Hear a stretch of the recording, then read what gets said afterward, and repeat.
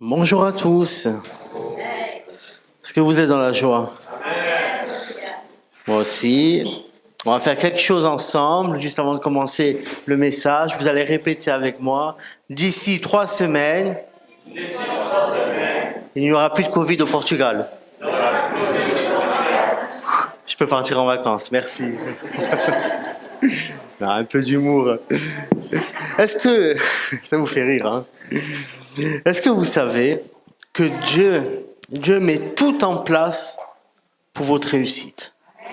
Dieu met tout en place pour que vous ayez accès au salut et à la vie éternelle. Et ce, depuis que l'homme est sur terre. Depuis que l'homme a péché, depuis qu'il y a eu cette sentence avec le péché, il y a aussi eu cette promesse et le projet de Dieu pour que nous puissions être rachetés et pour que notre vie soit une vie agréée par Dieu, une vie marquée par le sceau de Dieu. Que ta vie soit un Made in Jésus. Amen. Et on va voir quelques versets dans la parole de Dieu. Et on va lire verset par verset.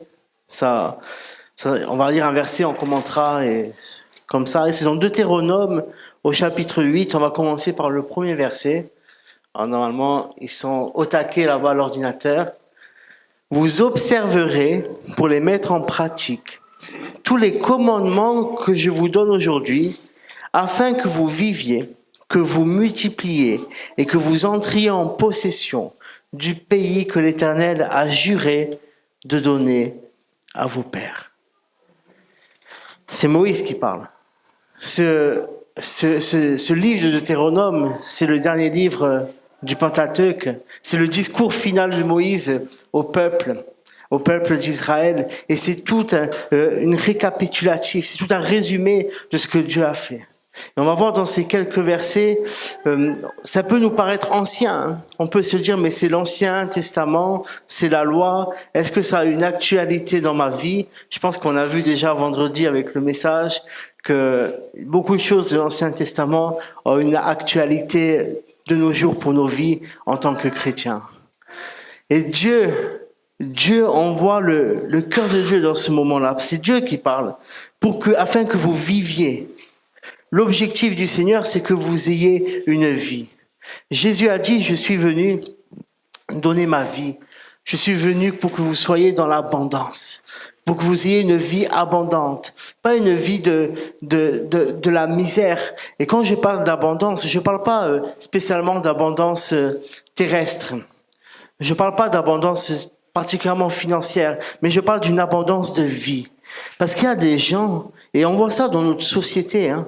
Vous savez, moi, dans mon travail, je vois les gens, ils vivent avec des malheurs, ils vivent avec des souffrances. Et ils sont vivants, et pourtant, il y a comme une mort en eux. Il y a comme un désespoir en eux. Et Jésus, il est venu renverser cela. Jésus, il est venu mettre dans nos vies une vie en abondance. Il est venu poser son sceau, poser sa vie, afin que vous vous multipliez. Et ça, Église, tu sais de quoi je parle. Tu te dois de te multiplier. On se doit de nous multiplier. Allez, faites de toutes les nations des disciples. Ça, c'est notre devoir. Et que vous entriez en possession du pays que l'Éternel a juré de donner à vos pères. Là, il parle à Israël. Il parle de la terre promise. Est-ce que vous savez que dans la parole, la promesse que Dieu a faite à Abraham de donner le pays de Canaan pour sa descendance, cette promesse-là a été aussi rappelée à Isaac et à Jacob. Dieu rappelle ses promesses. Dieu est un Dieu qui n'oublie pas. Dieu est un Dieu qui insiste sur son projet et sur ce qu'il a fait. Mais pour rentrer dans cette promesse-là, il faut que le peuple obéisse au commandement de Dieu, obéisse à la voix du Seigneur. Parce que tu sais, l'obéissance, c'est une clé. C'est une clé qui ouvre la porte de la promesse. C'est une clé qui ouvre la porte de la réalisation des projets que le Seigneur a pour ta vie. Amen. Amen. Est-ce que tu crois que le Seigneur a des projets pour ta vie? Qui croit que le Seigneur n'a pas de projet dans sa vie? Tu peux lever ta main. Personne ne lève la main. Qui croit que le Seigneur a des projets dans sa vie? Vous êtes timide. Moi, j'ai l'impression, peut-être que vous ne savez pas. Peut-être que vous êtes dans l'hésitation alors. Mais laissez-moi vous dire que le Seigneur a des projets pour votre vie. Et on va voir ça un peu plus tard. On va voir ça tout à l'heure. Mais l'obéissance à la parole de Dieu, c'est vraiment une clé qu'on se doit de suivre, qu'on se doit d'embrasser dans notre cœur. Et Jésus, on peut voir Matthieu 5, 17, sœur. Alors, évitez de la déconcentrer. Comme ça, parce que ne pensez pas que je sois venu abolir la loi ou les prophètes. C'est Jésus qui parle. Il a dit, je suis venu non pour abolir, mais pour accomplir. Il est l'accomplissement de la loi. Il est l'accomplissement de la loi parfaite. Jean 8, 58. Pour le moment, c'est dans l'ordre que je t'ai donné. Jésus leur dit, en vérité, je vous le dis, avant qu'Abraham fût, moi je suis. Il est dès le commencement. Il est le projet parfait de Dieu. Il est le Seigneur. Il est ta rédemption. Il est ton héritage. Il est celui qui te donne accès à cette vie en abondance. Et dans Deutéronome, toujours chapitre 8, le verset 2, je te fais faire des va-et-vient ce matin. Tu te souviendras de tout le chemin que l'Éternel, ton Dieu, t'a fait pendant ces 40 années dans le désert, afin de t'humilier et de t'éprouver, pour reconnaître ce qu'il y a dans ton cœur, et si tu observerais ses commandements, oui ou non. Dieu est un Dieu du oui ou non. Dieu n'est pas un Dieu du peut-être. Dieu n'est pas un Dieu de la tiédeur. Mais Dieu est un Dieu qui est franc, qui est honnête. Son oui est oui, son non est non. Tu te souviendras. Est-ce que tu te souviens? Est-ce que toi, tu te souviens de ton parcours avec Dieu? Alors, ceux qui sont jeunes dans la foi, c'est facile, c'est tout frais. La mémoire, elle est là. Mais vous qui avez plusieurs années, vous que peut-être, comme ce texte parle de 40 années dans le désert, ça fait 40 ans ou plus que vous êtes avec le Seigneur. Est-ce que vous vous souvenez des choses que Dieu a fait pour vous? Pour reconnaître, Dieu a humilié Israël. Dieu a éprouvé Israël à ce moment-là. Non pas par plaisir, hein. Non pas par plaisir d'écraser. Dieu n'a pas de plaisir à écraser des gens. Il n'a pas de plaisir à faire du mal. Mais il voulait voir ce qu'il y avait dans le cœur. Lorsqu'on donne beaucoup, lorsqu'on reçoit beaucoup, on se doit de donner beaucoup. Vous comprenez ce que ça veut dire? Dieu a tout donné à Israël. Il attendait beaucoup d'eux. Dieu nous donne beaucoup. Il attend beaucoup de l'Église. Beaucoup de nous. Plus Dieu va nous bénir, plus on se doit de devenir une source de bénédiction. Quelques versets. Genèse 22, par exemple, versets 1 et 2. On va voir que Dieu éprouve. Après ces événements, Dieu mit Abraham à l'épreuve. Et il lui dit, Abraham, il répondit, me voici. Dieu dit, prends donc ton fils, ton unique, celui que tu aimes, Isaac, va-t'en dans le pays de Moria, et là, offre-le en holocauste sur l'une des montagnes que je t'indiquerai. Est-ce que c'est pas difficile? Dieu a stoppé Abraham, mais il était prêt à le faire. Et quand Abraham a fait ça, qu'est-ce que Dieu a dit? Qu'est-ce que l'ange a dit? Maintenant, je sais que tu m'aimes. Maintenant, je sais que tu crains Dieu. Maintenant, je sais que vraiment ton cœur, il est entier avec le Seigneur. Un autre passage, 2 Chroniques 32, verset 31. Cependant, dans l'affaire des porte-paroles des ministres de Babylone, qui lui avaient été envoyés pour s'informer du prodige qui avait eu lieu dans le pays, Dieu l'abandonna pour l'éprouver, afin de connaître tout ce qui était dans son cœur. C'est le roi Ézéchias. Le roi Ézéchias devait mourir. Le prophète est venu, il lui a dit, tu vas mourir, roi, prépare tes affaires. Il a pleuré. Il a dit, Seigneur, je veux pas mourir. Le prophète n'était pas dehors, que Dieu lui a dit, retourne, dis-lui que je lui donne encore 15 ans. Et cela, c'est su dans les nations à côté. Mais lorsque des porte-paroles de Babylone sont venus voir, Dieu s'est retiré d'Ézéchias, juste un court instant, pour voir ce qu'il avait dans son cœur. Dieu éprouve. Dieu nous éprouve pour voir vraiment ce que nous valons, vraiment ce que nous avons. Est-ce que tu es là pour moi vraiment? Ou est-ce que tu es là seulement pour la bénédiction? Est-ce que tu es là seulement pour la guérison? Est-ce que tu es là seulement pour ci ou pour ça? Ou est-ce que tu es là parce que tu m'aimes? Vous comprenez ce que je veux dire? Rappelle-toi, souviens-toi, il dit.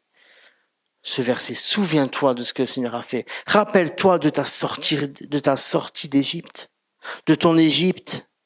Rappelle-toi de comment tu étais. Vous savez, lorsque des fois, on a tendance à oublier, on a tendance à oublier, et d'un seul coup, on voit, comme dans les films, vous savez, alors, allez, un peu d'humour, permettez-moi un peu d'humour. Vous savez, les films, lorsqu'il y a des zombies, ce genre de choses, des fois, on voit des tombes comme ça, et on voit une main sortir comme ça, de la tombe. Des fois, c'est comme ça, on oublie, et d'un seul coup, il y a la main du vieil homme qui sort et qui fait je suis encore là. Non, souviens-toi. Souviens-toi d'où tu viens. Souviens-toi dans quoi le Seigneur t'a sorti. Souviens-toi dans quoi le Seigneur t'a libéré. Qu'est-ce que tu étais avant? Qu'est-ce que tu valais avant? Vous savez, moi je me souviens de ma vie avant Jésus. Je me souviens de ma personne avant Jésus. Et je rends grâce à Dieu de ce que je suis aujourd'hui grâce à Jésus. Bon, il y a encore du progrès, vous inquiétez pas. Il y a encore du chemin à faire. Il n'y a pas de souci pour ça. Mais je me souviens. Nombre 11:5. Ne soyons pas comme Israël. Ne soyons pas comme Israël. Nombre 11:5. Je te l'ai donné. Nous nous souvenons du poisson que nous mangions gratuitement en Égypte, des concombres, des melons et des poireaux, des oignons et de l'ail. On en parle souvent de ce verset. Se souviennent. Je me souviens, c'était gratuit en Égypte.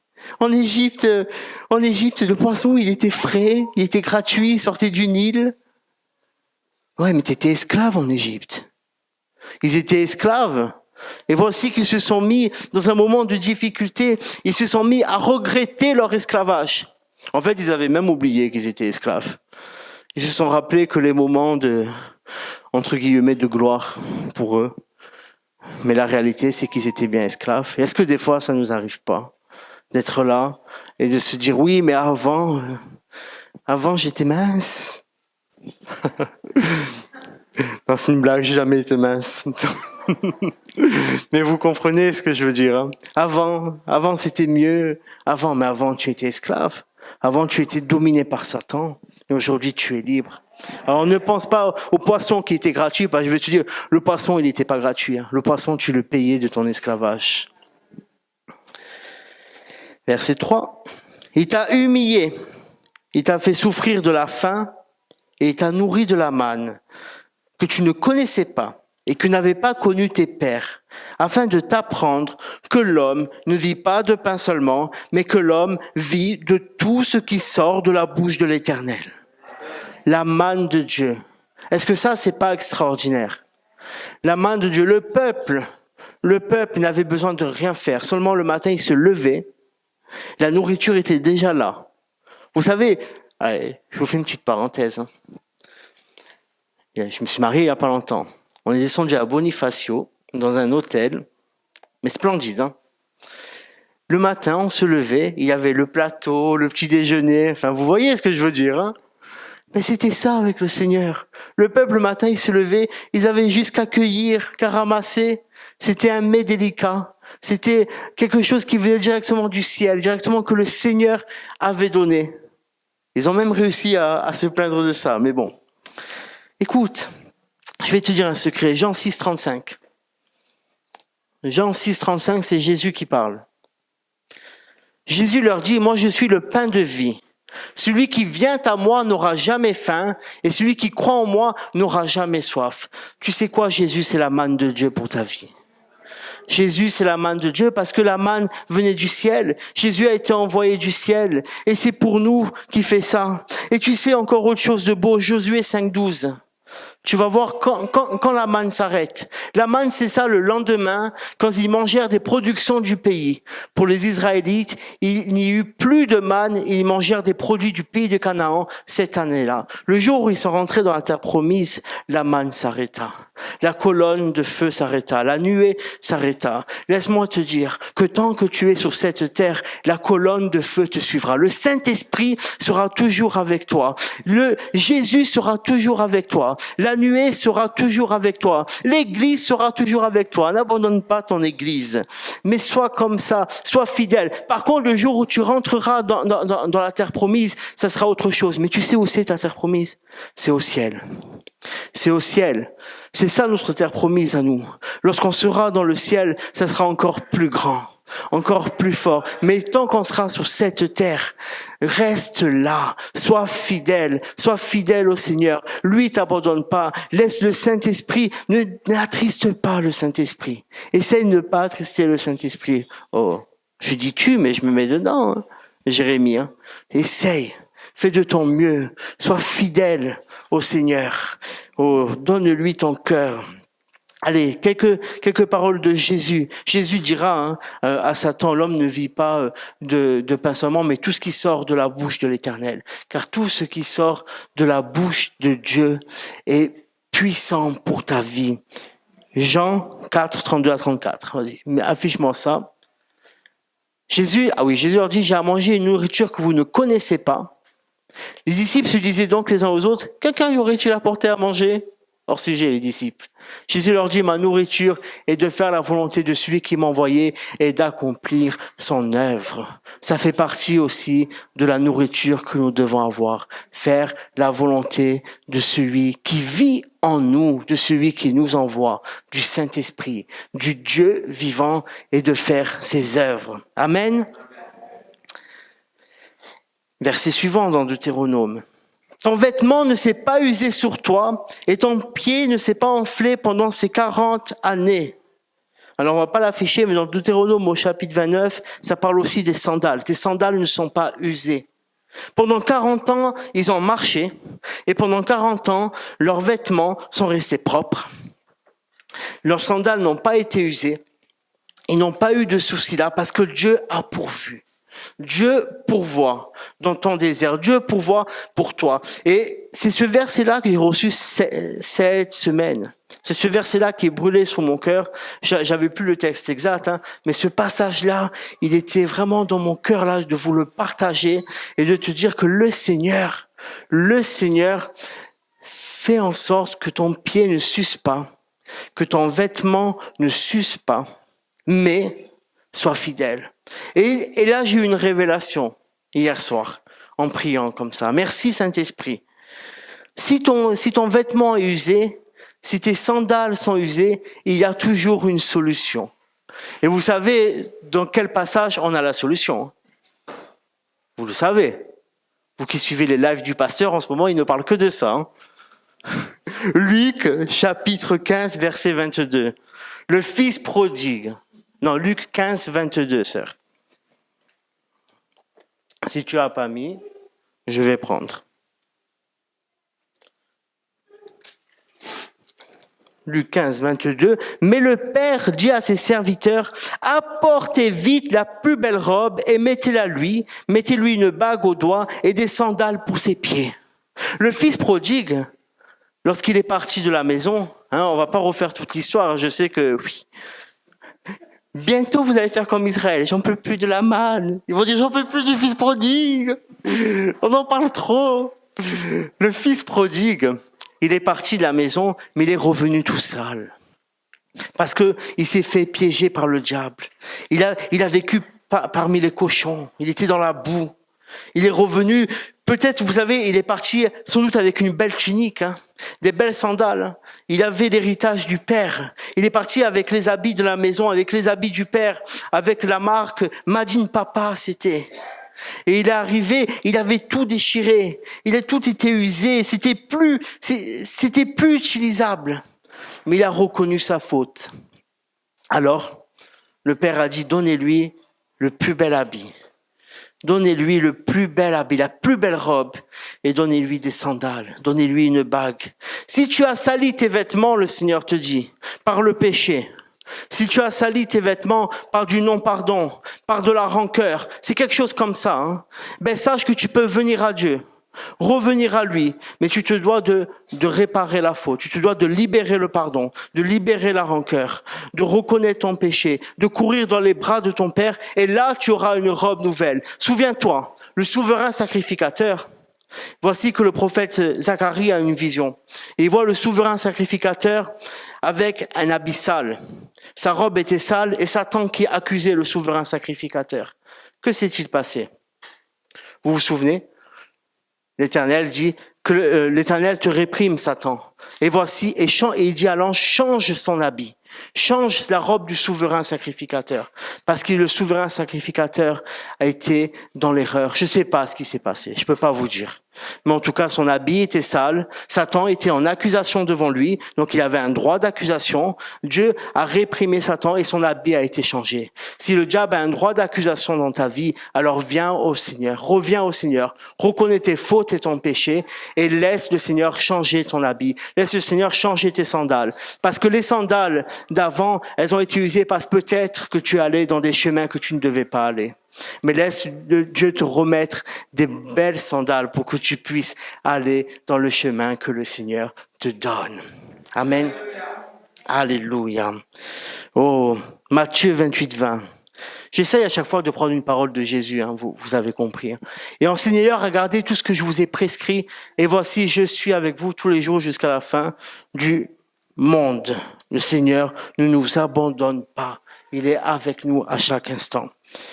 Deutéronome, toujours, reconnais en ton cœur que l'Éternel ton Dieu t'éduque comme un homme éduque son fils. Qui se sent fils de Dieu et fille de Dieu? Qui se sent? Moi, je me sens. Qui est parent ici? Comment vous éduquez vos enfants? Ah, voilà, le geste a été fait là-bas, clac. Il y en a. Rigole pas, ça parle de tes petits-fils, pasteur. Moi, je dis ça, je dis rien. Je balance pas. Non, un peu d'humour. Non, mais vous éduquez justement. En tout cas, on essaye d'éduquer nos enfants de façon le plus juste. Lorsque c'est bien, ben c'est bien. Et lorsque c'est pas bien, c'est judo, karaté, je sais pas. À vous le choix. Hein. Non, attention. Mais vous voyez ce que je veux dire. Parce que vous aimez votre enfant, vous allez donner une éducation. Vous allez le reprendre lorsque ça va pas. Mais tout ça par amour, hein, et rien d'autre. Hein. Parce que vous voulez qu'en grandissant, il ait les meilleures chances. Vous voulez qu'il réussisse. Qui rêve que son enfant termine en prison et soit un voyou? Personne. Qui rêve que son enfant soit quelqu'un de droit? Quelqu'un de droit, qui marche avec le Seigneur, et qui soit droit aussi dans la société. Hein. On rêve tous de ça. Vous savez, ça fait plaisir si demain tu vas chercher ton enfant à l'école et que la maîtresse dit, ou le prof, franchement, votre enfant, oh, c'est un plaisir. C'est un plaisir, il est sage, il écoute. Hein. À qui ça arrive? Je baisse pas la main. À qui ça arrive lorsque vous allez chercher votre enfant et qu'il vous dit, aujourd'hui, par contre, hein, il a été déchaîné. Hein. Hein, ça arrive, hein.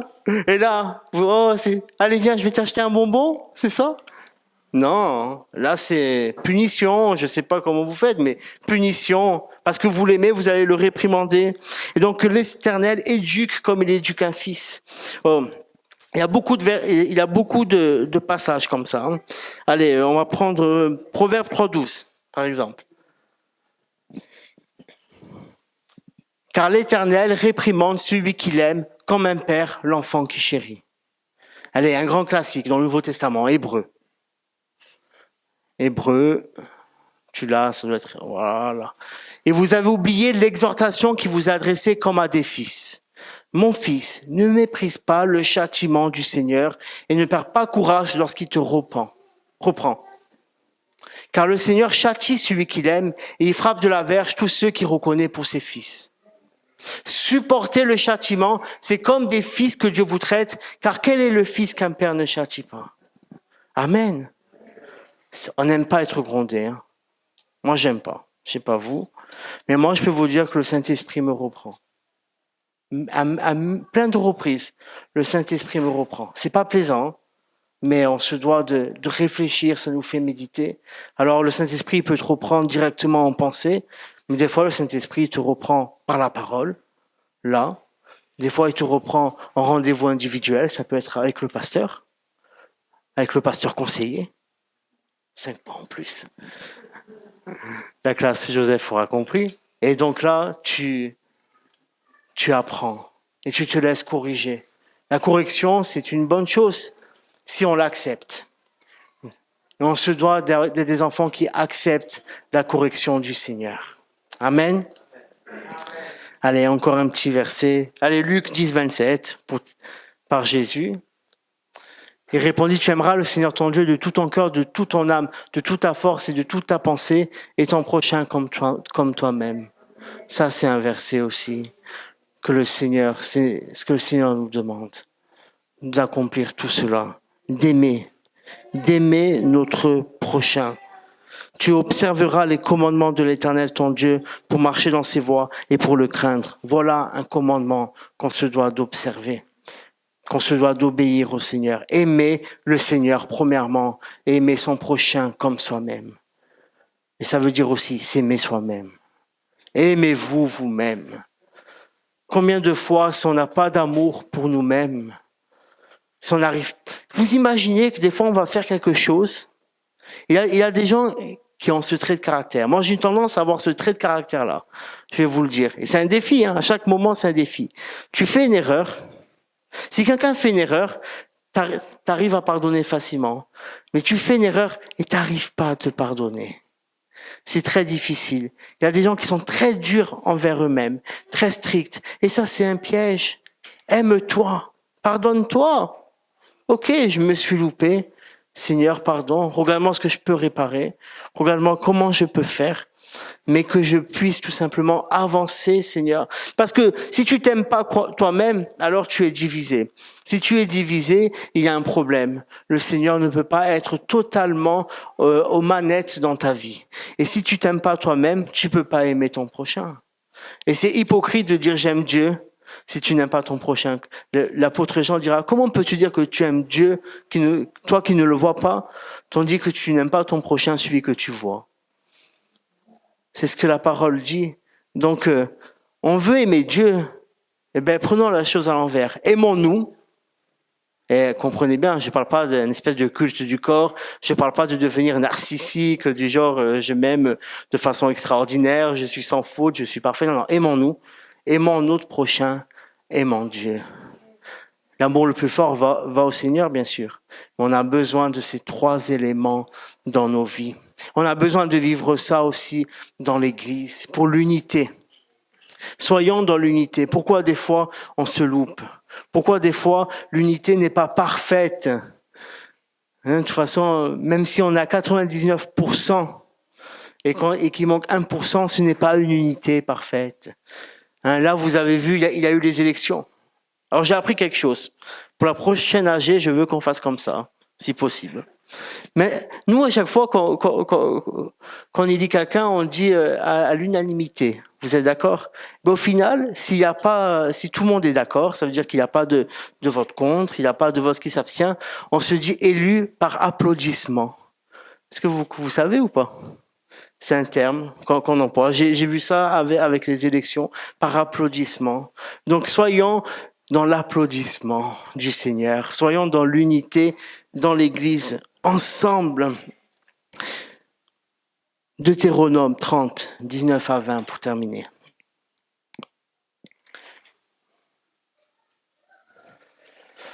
J'en prends aujourd'hui à témoin contre vous le ciel et la terre.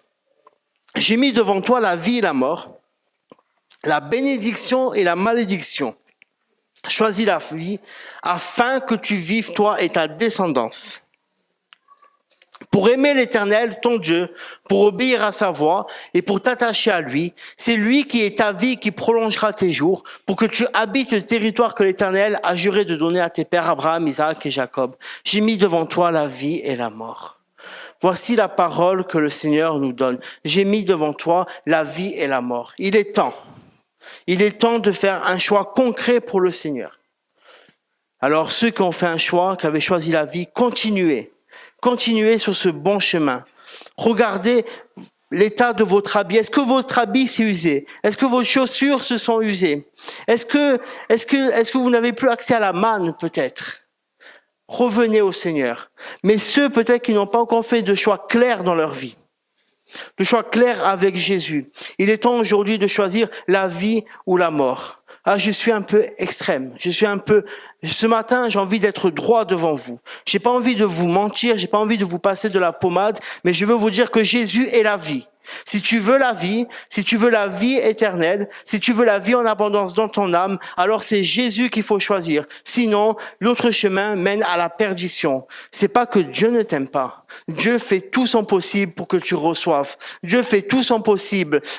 J'ai commencé ce message en te disant que le projet de Dieu, c'est de faire tout en sorte que tu rentres dans la bénédiction, que tu rentres dans la bonté du Seigneur, que tu rentres dans le projet de Dieu. Mais le projet de Dieu pour toi, c'est pas seulement que tu sois guéri. C'est pas seulement que tu sois dans une abondance financière ou pas. C'est pas seulement que tu jouisses d'un bon travail, d'une belle maison, mais c'est avant tout que tu jouisses d'une relation avec lui. C'est avant tout que tu jouisses de la vie éternelle. C'est avant tout que tu jouisses de la vraie liberté. Le peuple était esclave en Égypte. Oui, le poisson était gratuit, mais ils étaient esclaves. Peut-être que tu es esclave de quelque chose. Laisse Jésus venir enlever ses chaînes, enlever ses barreaux. Tu peux avoir tout l'argent que tu veux sur ton compte, mais au final, tu n'as rien, car cela, lorsque tu vas mourir, ça ira à tes enfants, ça ira à tes petits-enfants. C'est bien.